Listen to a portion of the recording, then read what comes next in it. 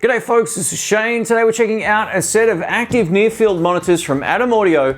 These are the T7V speakers. I have the other one on the floor right now. We're gonna break this video up into a couple of different sections, a quick unboxing, a setup, and then I'm also gonna compare them to my KRK Rokit 8s. Now, I've had those KRK Rokit 8s forever. One of them's got a slight rattle at certain volumes, so it's a good time for me to replace them with something like this. I'm also working on an album right now as well. I'm doing a JJ Cale sort of tribute album, mixed in with a couple of original songs as well.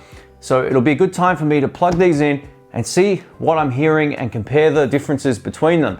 Now the thing is, when I'm reviewing speakers, I can't realistically mic them up because what you're listening on will make them sound completely different. So it's going to be more of an overview explanation about what I'm hearing.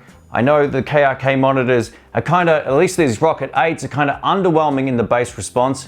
So if you mix an album and you put a lot of low end into the KRK Rokit 8s, and then you put that mix into the car, it's going to have too much bass. So I've learnt that over the years that these speakers do that, so I can adjust my mix accordingly. I'm really looking forward to seeing if these have any of those sort of frequencies that do or don't pop out of the mix straight away, and we'll see how it goes. So yeah, huge thanks to Lucas from Adam Audio for sending these out. These look absolutely awesome, and these are powered as well, so I'm really looking forward to replacing the old KRK studio monitors with these. And yeah, so let's get into it.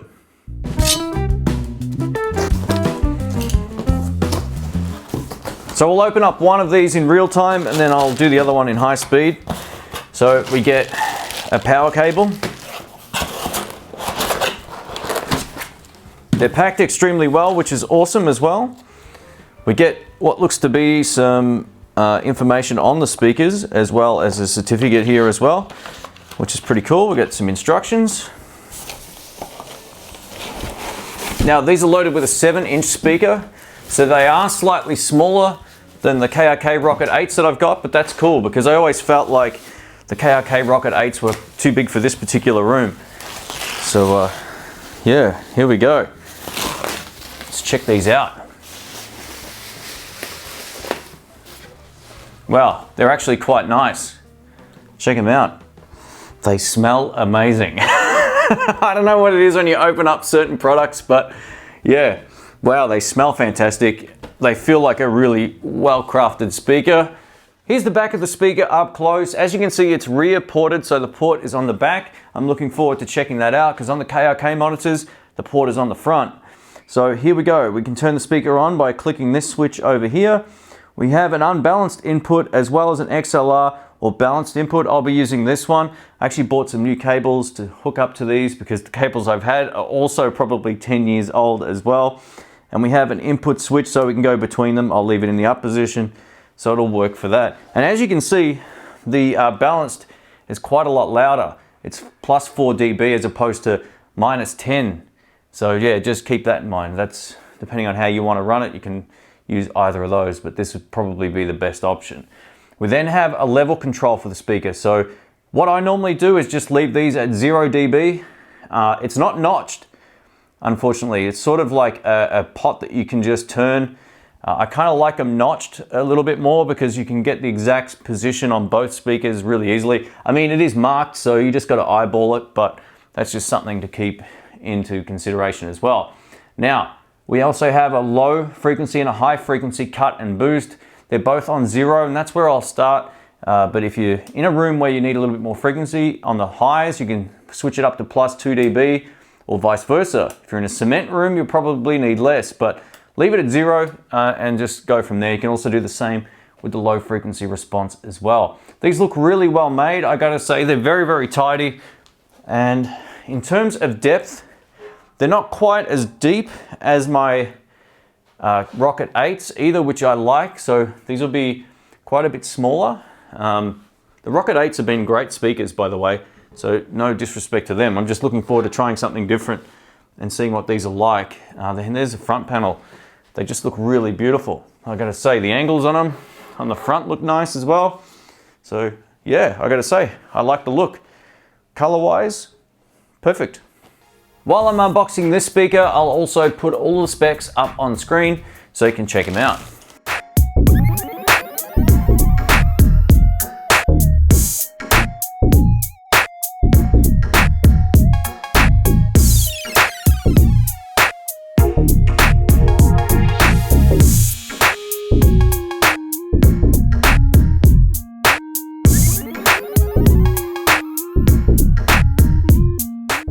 I see so many people who produce music and do stuff on YouTube with a set of these KRK Rokit 8 speakers, so I thought I'd give you a quick size comparison. The T7V is on the top, and this is the size difference. So as you can see, they're almost as deep, but not quite. There's probably a couple of centimeters behind here, so they're not quite as big physically, but I wouldn't expect that because they do have that 7-inch driver as opposed to the 8, and this is the one that is actually making a slight sort of rattle sound. So yeah, I'm gonna not leave these, I'm not gonna have this set up like this. This is crazy overkill for me, so I'm gonna replace them with these, and then we're gonna take a listen, first impressions, all that kind of stuff. So let's do it.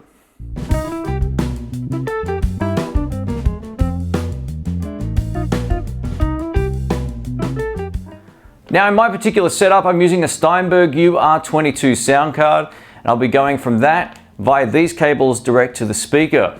Now, if you're not 100% certain about which ones to buy, I'll also leave some links in the description below through to Amazon, and you can check those out. Now, these are stereo plug to XLR male, and I'll show you what they look like up close.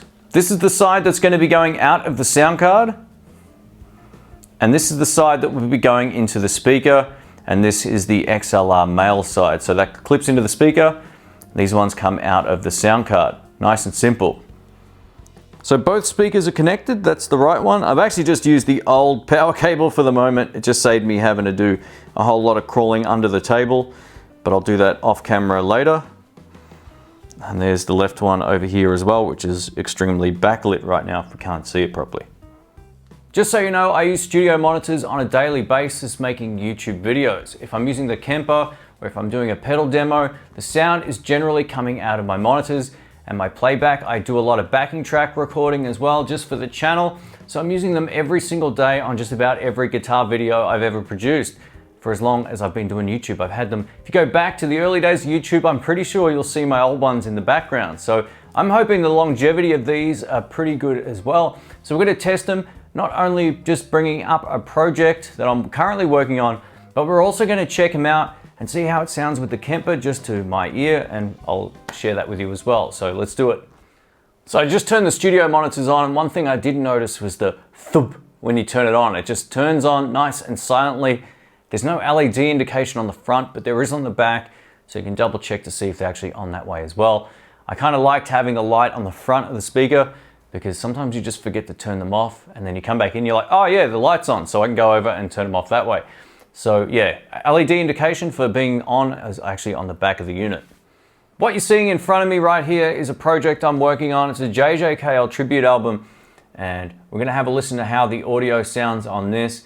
And this isn't completely mixed or anything like that either, but I know exactly how this sounds. I was working on it about 2 days ago. So let's give this a shot. We'll hit play and we should be good to go.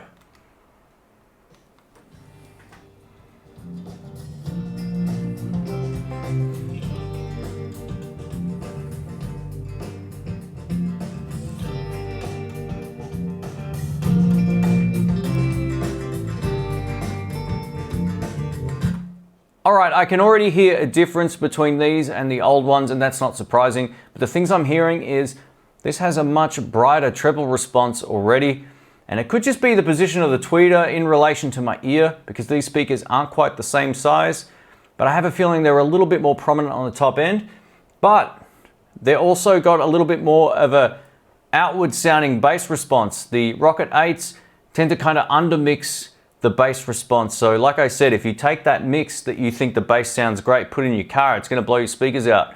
I had to get used to that. I can already hear the bass sitting pretty nicely in the mix. I'll have another listen.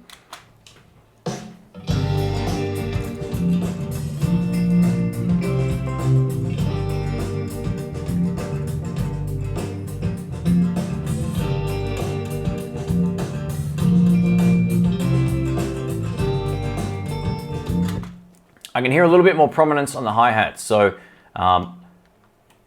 this is the learning curve that you'll get when you buy any set of speakers. You're gonna have to learn how they sound, where to mix things in relation to how they sound. They all say studio monitors are flat response. They've just got their own sound. Each set is slightly different to the next. And so far they sound pretty warm. They sound pretty great already. I'm just gonna hear my guitar solo part here and we'll check it out.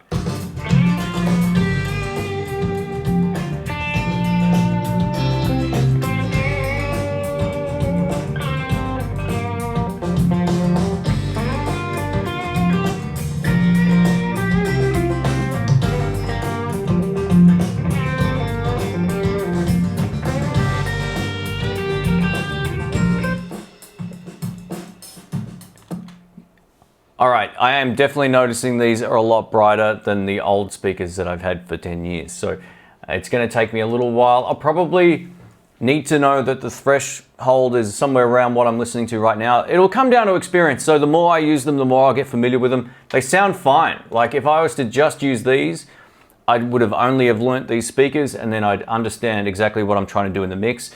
They do sound slightly different. And I also noticed they're not quite as loud as the Rokit 8s, at least where I've got the volume set on the back. So I might go over and set both of the volumes a hair above 0, just to make them a little bit louder. I like a bit of volume. And you don't want to get ear fatigue when you mix, but just doing YouTube videos, I like to have a little bit more volume behind me. And I'm going to solo this guitar track, and I'm just going to turn off all the effects here. I just want to hear it dry.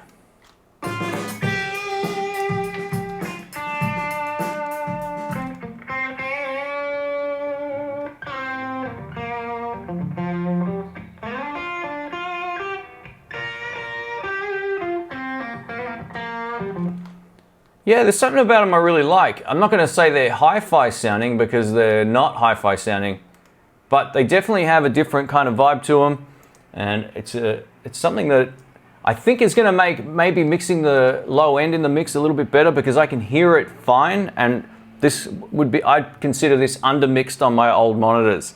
So being able to hear the bass response clearly.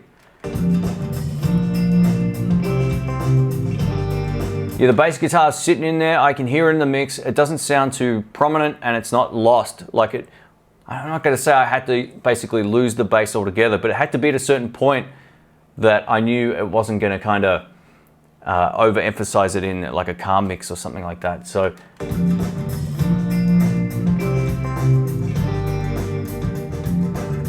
I'm looking forward to mixing this down properly and putting the mix in the car or on another system and seeing how it sounds. But so far so good. I think these sound like really good speakers. Now I use my Kemper through my studio monitors all the time. So here we go. First attempt with my DSL 40 patch that I made here. Let's give this a shot. This bridge pickup.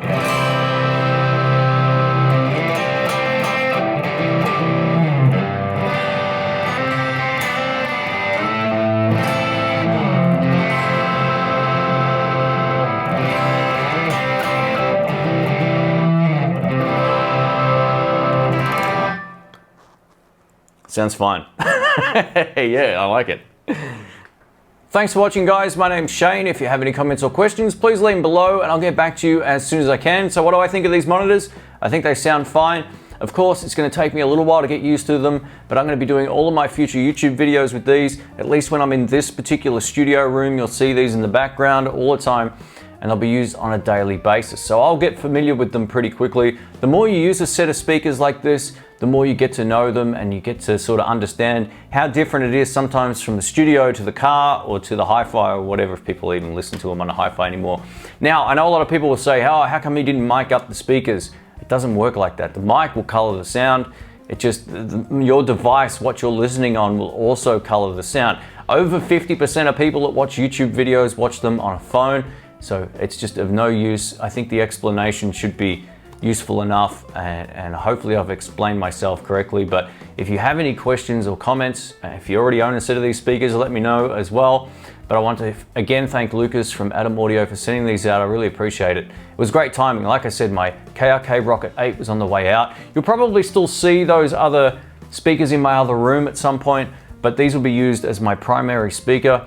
Like I said, if I turn the Rokit up to a particular point, it would get a little rattly. So it was perfect timing. These definitely make the room look a little bigger because they're not quite as huge.